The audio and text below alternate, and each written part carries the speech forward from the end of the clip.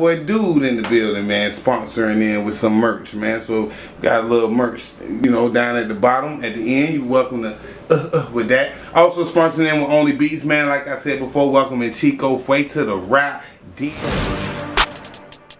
Man, listen, CHEEKO FUE, how you doing? Hey man, listen, we in the mix like stepped on fucking bricks. Like stepped on bricks. Hey look, the slogan guy. Listen, I ain't gonna hold you. I just had a little nippity. Now we was driving, you feel me? Just came from the classic Orlando. Y'all know the old town, da da da. So shit, my brother decided to drive the first little leg. I gotta shoot the next little leg, whatever. So I had to get my.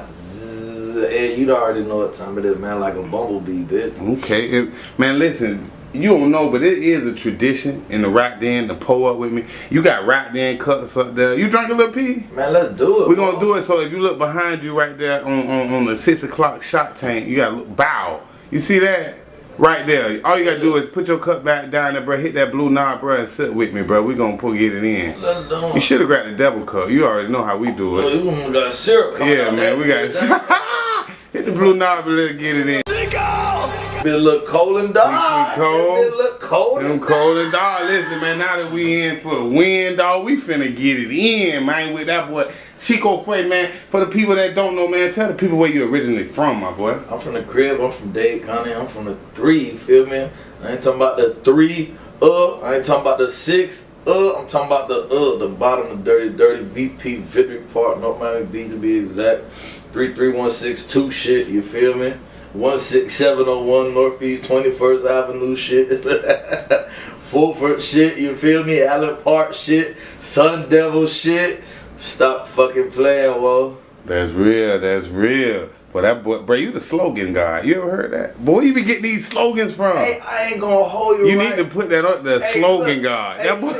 Hey, look, I ain't gonna hold you, right? I was just in the car thinking about some new shit. Like, I don't know, it's so easy to be creative, and I feel like when people be hearing me talk that jive shit, and I ain't, you feel me? Like, I ain't from Milwaukee, I ain't from Memphis, I ain't from Nevada, whatever. When they hear me talk that shit, they be like, what the fuck? He's slicker than a rat tail, you feel me? Like, what the fuck going on, bitch? So, I don't know, I just be sitting back thinking, like, what can I do to make these people move a little bit more?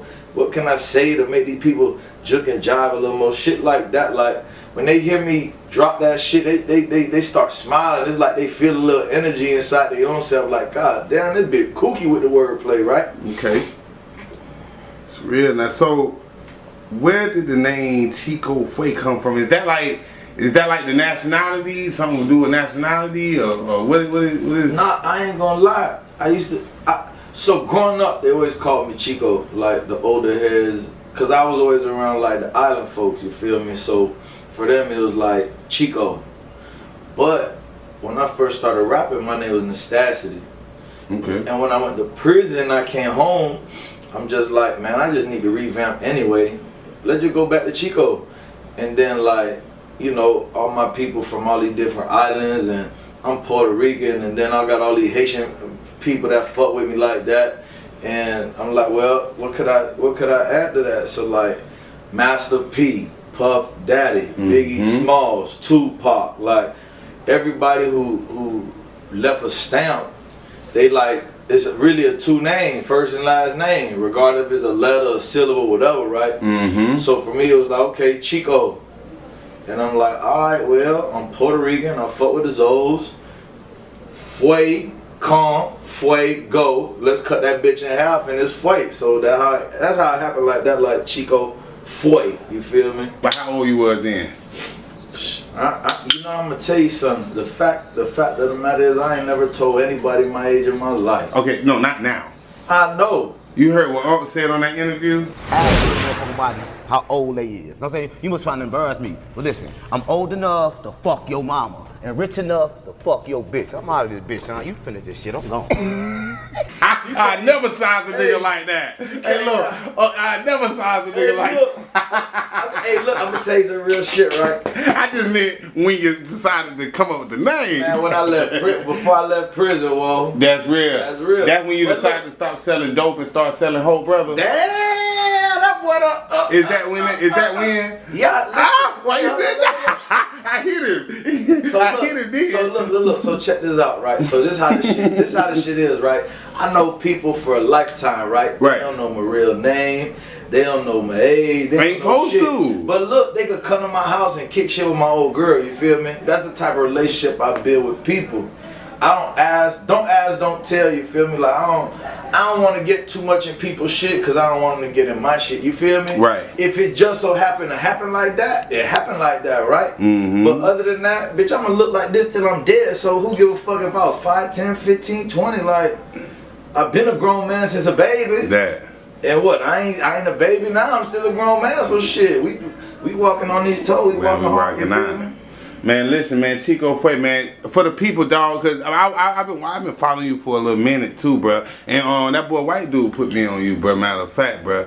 And actually, I'm lying. I'm fucking lying, dude. I just gave you too much credit. That boy Elvis put me on you. Oh yeah. Years ago. Look, that was the first person putting it. This was about 5 years ago. So nigga. look, I ain't gonna lie. I met ESC promotion. I did a little 1-2 at work release. You feel me? I wasn't even supposed to be where I you was deviating at. Good. Big deviator. You the deviator. The deviator kid. Hey, look, big Nigga, you should have been with me. Look at hanging. Hey, look, big deviation on work release, right? Yeah. And I end up at a studio, and you feel me? Like, because before, all the way until it was time for me to go to work release, and then from work release on, I was trying to set the stone so when I come home, shit would be different. Right. Not just a nigga come home from prison. Right. So I already had ties with certain people, and I've been in their chest since I first went to the chain gang. You feel me? Right. So it's like, shout out to Making It Magazine, man. Kelby, I fuck with you the long way. Like, that's some good people. Ace Magazine, shout out to Ace Magazine. I fuck with Ace. Man, shout out to Ace, man. I remember Ace fucking with me back in the day, man. I think it was a chick that was running it though. Or she was, I don't know if she was running it or. That's his folks. So okay, he put in the mix to make shit happen, but it's always been Ace shit, right? Right. That's real good people. I'm talking about Ace so good at people. Making It Magazine so good at people. Dog, I remember I paid him like a little $50 for him to go run some promos for me in Texas for South by Southwest. And it was a little shit like, all right, spend 50 and send 300 parcels, 300 items, whatever. So 50 flyers, 50 posters, 50 CDs, you feel me? At this time, I had a blunt endorsement deal with 3D Blunt Rap. It was like a backwood. Okay. Shout out to them, but I don't know where they at, but shout out to them for giving me an opportunity. But so I saw Making a Magazine, bitch, damn near 3,000 pieces. I'm only supposed to send 300. But in my brain, I'm like, dog, I got all these posters, I got all these flyers, I got all these CDs, I got all these inserts, I got all this rap. And I'm finna pay for postage to get it to you anyway. So would you know, like, how I packaged everything, I had it so slick, it looked like I just sent him like 5 shits. But really, I sent the boy a whole shitload of shit, right? When I get to South by Southwest, it's people running me down because I came with a big banner. So everywhere I'm walking, they already see this big banner. Mm-hmm. They running me down. That's Cassidy! Oh my God, it's you! I'm talking about flyers everywhere, blunts everywhere, everything everywhere. Like, they going crazy. The man did his 1, 2, 3. But I'm gonna tell you why he's so legit, right? Boom, left Texas. Texas in March. April, May, June. June I went to trial. I lost trial. I never pleaded other than innocent. And I never switched pleas or nothing like that. Anyway, between the end of March, April, May, and June before trial, I was in Jacksonville, I was in Memphis, I was in all these different cities. And every damn fuck city I was in, my shit was there before I was. So when I landed to the venue, people already got my shit, got my CDs, got my posters, got my shit, my stickers, all of that. So I'm in Memphis at the House of Blues at the Hard Rock. And it's a dude. And I'm like, dog, where you got that from? He like, huh? I'm like, yeah, where you got that from? Well, he like, this you? Man, rest in peace, Total Chaos. Total Chaos took me on tour with him before he passed. And that's how I was going to all these cities. But anyway, He like, that's you? I'm like, yeah, that's you? You the magazine people? He like, yeah. He's like, boy, you fucked me up. He said, you sent me so much shit. I only told you sent 300 pieces. He remembered. But he said, I gotta respect it because how you did it. You was so slick. It ain't like I tried to step on nobody's toes. Right. You just trying to network. I'm just trying to make sure I get my shit out there. He gave me an opportunity and I just packaged it right. But it worked out in his favor because people kept coming to him to take his shit from him. Like, hey, let me get that pack you got with the blunts and blah, blah, blah, blah, blah, blah, blah. So it worked out. But he's like in 4, 5, 6 different. When I came off of prison and I jumped on that plane and I went to Chicago to meet my cousin Yosan Tyler and Cash Marley, white dude was there, Tay Dre. That boy Cash, okay. And I brought Ace with us. Come on, Ace came off the plane too. That's what I'm saying. Like certain people was already like ready for me to come home so we could make a play. You feel me? Right. So like that's some. Because you had already put in the groundwork before you even left. Long story short, go back to Elvis. So I was deviated. I go to this studio over there by 183rd and Biscayne on that side of 7th Ave. I know, excuse me, 191st on by Ice Dairy. It's either 183rd or 191st, whatever. Anyhow, that's where I meet Elvis, and we connected ever since. Elvis is that connecting type of guy, boy. Once he connect in, oh yeah, I love it. Yeah, he gonna solid. I fuck with him. He put me on he got me on the #1 late night show in Miami and all this shit. Oh yeah, he gonna do all that. Yeah, I fuck with that. I fuck with that kid, man. He gonna do all that. Elvis gonna, big ESC. In fam we trust. You feel me? That. In fam we trust. It's going down like dog nuts. Stop playing with him. So man, looking back at that situation, what could you say that you would have did different? I ain't gonna lie, right? Now today, my bad. Go ahead. The biggest difference for me, right? Now today. Shout out to Big Deal. One of my bros from Lauderdale.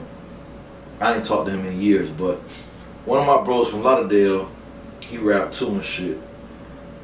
And he say, nasty, what if that's the fucking police? And my arrogant ass, I said, well, I'm gonna bust the police too. And that turned out to be the motherfucking crackers, bro. Come on, man. So what I would have did different? Come on, man. I would have followed his first mind, and I would have judged. You feel me? And I would have not got bam. I could have just kept making my money. But see, that's the thing, right? Who knows where I would have been today? Like it needed it to happen. It needed to happen for you to and be like, right? Because since I came home, bro, I ain't even sell a bag of weed, fam. Like. I'm not scared to say that type of shit. You ain't supposed to be. And it's so hard for me. Hey, you forgot. I'm sorry to cut you off. I gotta say one thing. You forgot when we was in there what was said when we get out what we gonna be?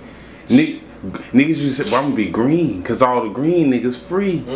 You don't remember niggas used to say that? Well, I'm getting on that. And when I say that, I basically mean I'm walking the street. Bitch, I'm trying to stay out here. Yeah. And there's so many ways to hustle, and nigga. Look, so, I signed a publishing deal before I went to prison. Check this out. I didn't tell these folks I was going to trial. I didn't tell these folks anything. I just signed a pub deal. Boom. On Christmas Day, bitch, my shit dropped on the kiosk. Boop. Oh, you Merry look good. Christmas. Oh, Merry you look Christmas. good. All that boy. Y'all boy street at me right now. Merry Christmas. 179. Give me all that. Yeah. Hey, Merry Christmas. Was it profitable? So you already. So basically, you had already been through artist development to have your business substantiated. So you was already registered on all platforms and stuff like that? And with the publishing company, but they never heard from me after that. You feel me? Like, they don't know what happened to me. They probably been trying to get back a hold of me type shit. You feel me? But, you know, it is what it is. But that shit dropped on that kiosk, though. That's real. And when that bitch dropped on that kiosk, I already had the magazines in there, cover this magazine, in this magazine, like.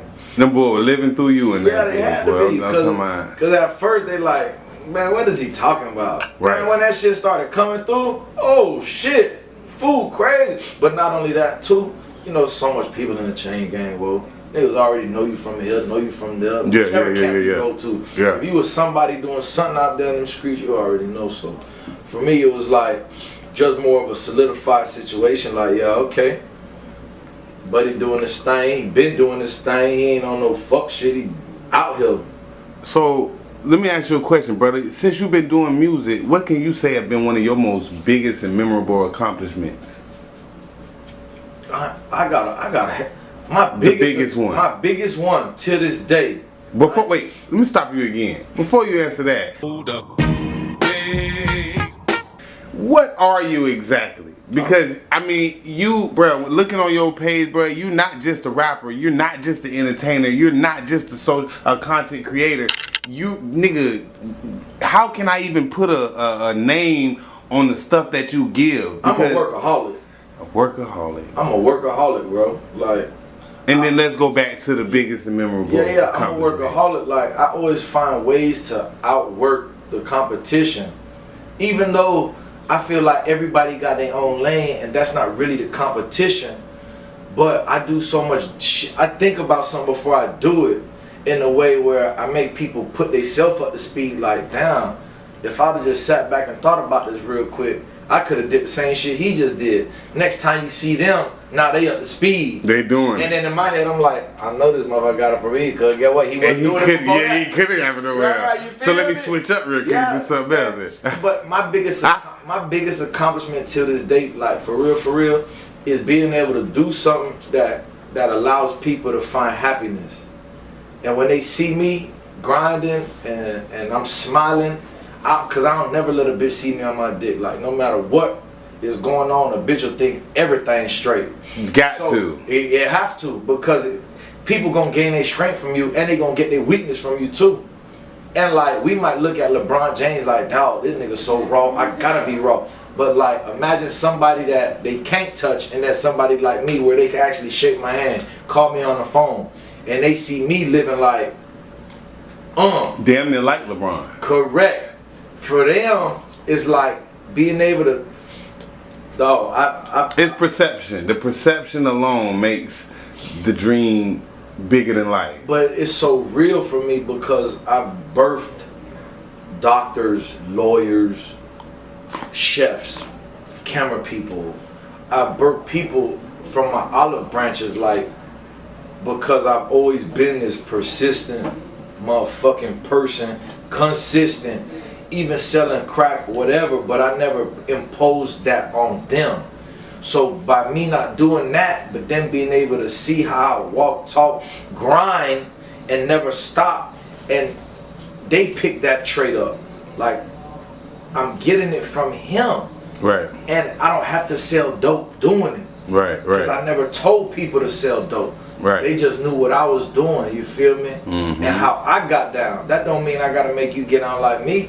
If you doing this, keep doing it, but get on how I'm getting down. You feel what I'm saying? Mm-hmm. You don't need to get on like I'm getting down.